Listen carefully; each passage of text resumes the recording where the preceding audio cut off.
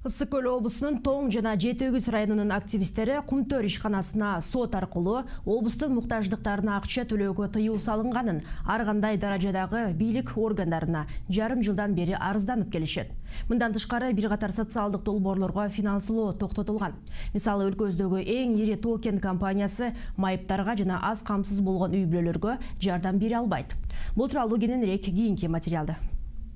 2016 жылы 3-июнунда Бишкек шаарынын райондор аралык соту мамлекеттик курчап турган чөйрөнү коргоо агенттигин Алтынкен компаниясы боюнча доо арызын карап, Кумтөр ишканасына өзүнүн каражаттарынын бир бөлүгүн пайдаланууга тыюу салган чечимин чыгарган. Соттун чечими Ысык Көл облусунун туруктуу өнүктүрүү программасы боюнча ишке ашырылып жаткан кайрымдуулук максатындагы эсептерге тийген. Мисалы, Кумтөрдүн акчасына облустун бир катар инфраструктуралык долбоорлору ишке ашырылып жаткан. Ал жерде чакан футбол аянтчасы, бир топ жолдорду оңдоо маселеси жана аз камсыз болгон үй бүлөлөргө жардамдар каралып жаткан.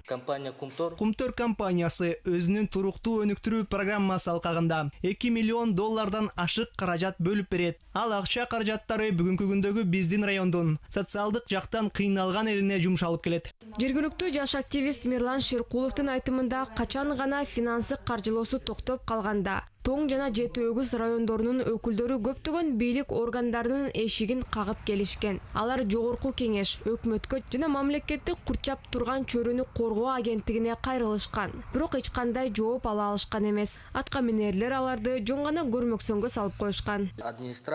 Бүгүнкү күнү абалды оңдоого администрация, айыл өкмөттөрү, жаштар сектору биздин мыйзам деңгээлине ылайык кат менен кайрылышты. Анткени бүгүнкү күнү бул компаниянын айланасы саясий мүнөзгө айланып калган. Чындыгында Тоң жана Жети-Өгүз райондорунун өкүлдөрү журналисттер менен болгон жолугушуда бул кайрылуу каттары бийликтин органдарына жетпегендигин жана алар булар тууралуу маалыматы жок экендигин, карапайым калк курчап турган чөйрөнү коргоо агенттигинин доо арызынын кесепетинен кандай жапа чегип жаткандыгын билбегендигин белгилешүүдө.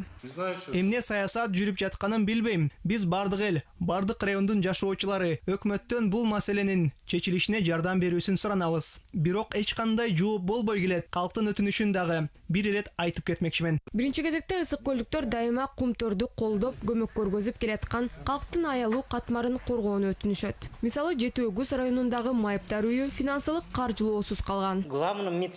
Жети-Өгүз районунун эң башкы меценаты айрыкча бүгүнкү күнү мүмкүнчүлүгү чектелген адамдарга деле ушул Кумтөр ишканасы демөөрчүлүк кылып келатат. Эң өкүнүчтүүсү соттун чечими менен быйылкы жылы Кумтөрдүн колдоосу да токтотулуп отурат. Мындан тышкары ишке ашырылбай калган долбоорлор арасында чакан жана орто бизнести колдоо жана айыл чарбасын өнүктүрүү программалары кирген. Финансылык колдоосу жок облустун бир топ спортчулары жана дене тарбия саамалыктары токтоп калган. Эң эле өкүнүчтүүсү быйылкы жылы компания жетим балдар жана аялуу үй бүлөлөрдүн балдарына жаңы жылдык белектерди дагы бере албайт.